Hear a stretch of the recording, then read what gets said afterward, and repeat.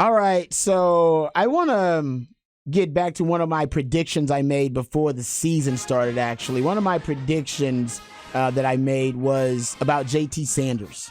JT Sanders coming off his first 100-yard game.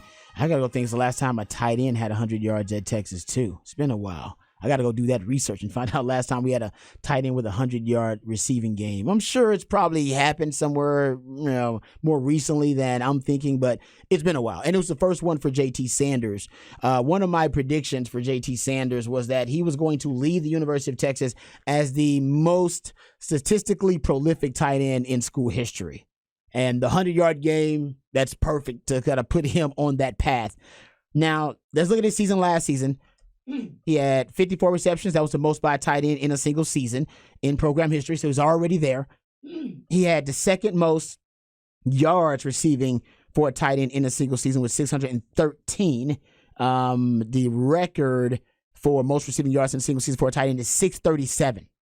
He was really close. That's from 1994. I think he'll get 637 or more this season.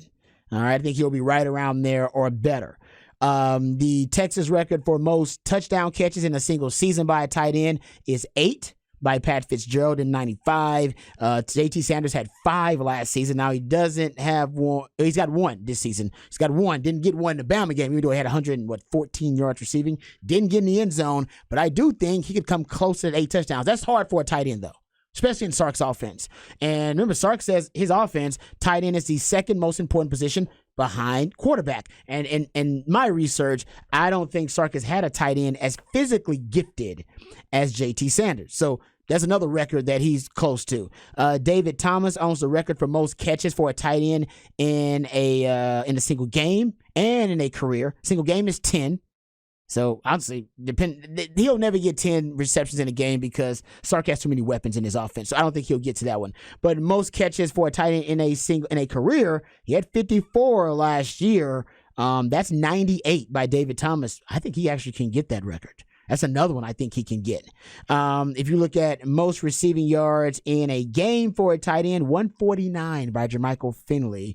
And he had 114. I don't know if he'll get to 149. That's a lot for a tight end, but he's got that kind of ability. Most receiving touchdowns in a career by tight end, 15 by David Thomas. That's going to be tough for him because he's only got 6 touchdowns in his career as a tight end. He's got it because I think after this season, we all agree JT Sanders probably is going to go to the NFL and see what his draft prospects are. I don't know if he'll get to 15 unless he gets double-digit touchdowns this year. I'm not sure that's going to happen. Most receiving touchdowns in the game, 3 by DJ Grant for a tight end. And I don't know if he'll get that either just because you have so many weapons. But I still stand by my initial statement that he will leave as statistically the most prolific tight end in school history just because of the offense and because Sark places a huge, priority on the tight end position. Even though you really haven't seen it statistically from his tight ends throughout the years, he also hasn't had a tight end that has the capability and the upside of a JT Sanders in his offenses either. So he says the tight end is important. I think this year we'll see how important it is. But in that Bama game, you saw it. Basically, once X-Man became a decoy and he had gravity pulling defenders away, right, from JT Sanders, pulling defenders away from A.D. Mitchell. You got those guys ended up in one-on-one situations, Jay Witt as well. But JT Sanders, other than A.D. Mitchell, he might be just as dangerous as A.D. Mitchell is in one-on-one coverage because you just don't have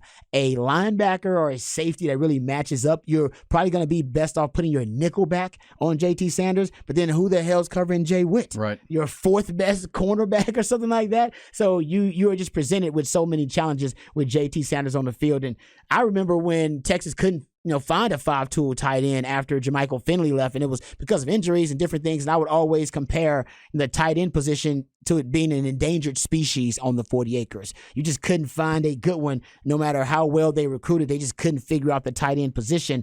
And I remember reading an article a couple of years ago because I'm obsessed with national parks now as an old man.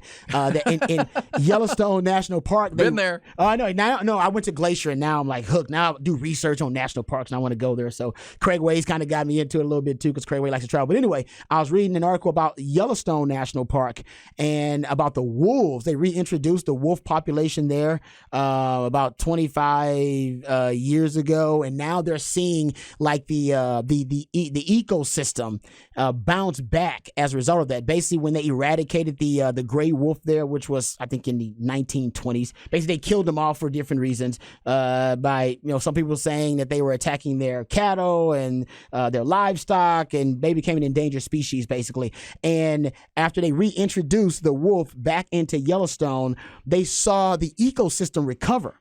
So basically, when the wolf was taken away from Yellowstone, the elk and the deer populations just became robust. Like they just blew up, right? And without the wolves, nobody to hunt the elk and the deer. Coyotes became kind of the top of the food chain. They became the lead predator. Elk population exploded, and elk were overgrazing.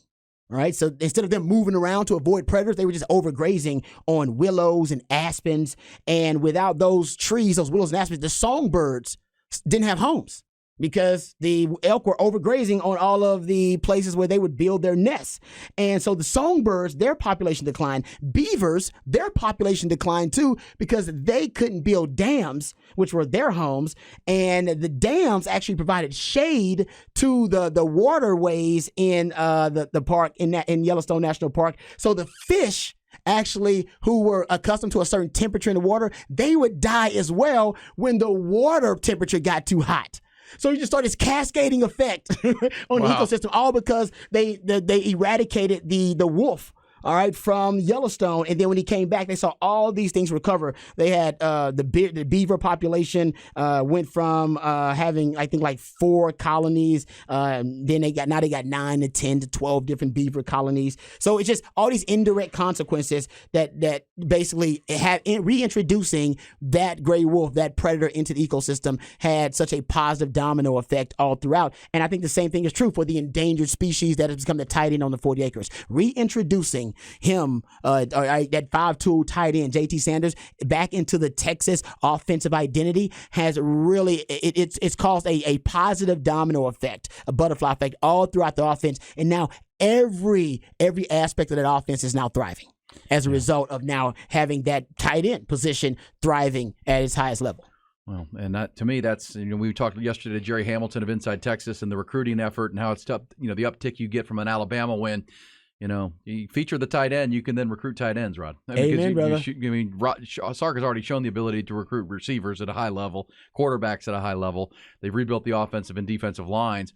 But, JT Sanders was a 5-star player. You don't get a lot of 5-star guys to play tight end, right? Remember, the question of him coming out of Denton Ryan, was he going to be a defensive end?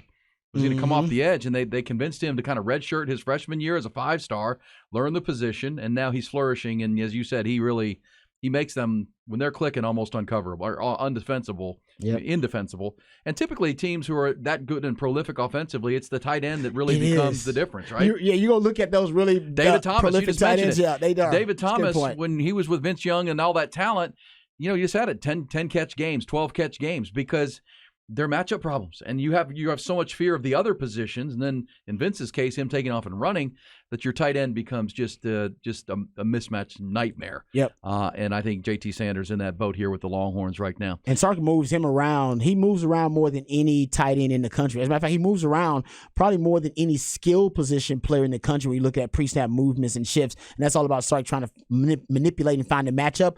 But somebody else who does that is Andy Reid. He does it with Travis Kelce a ton, just moving him around the chessboard.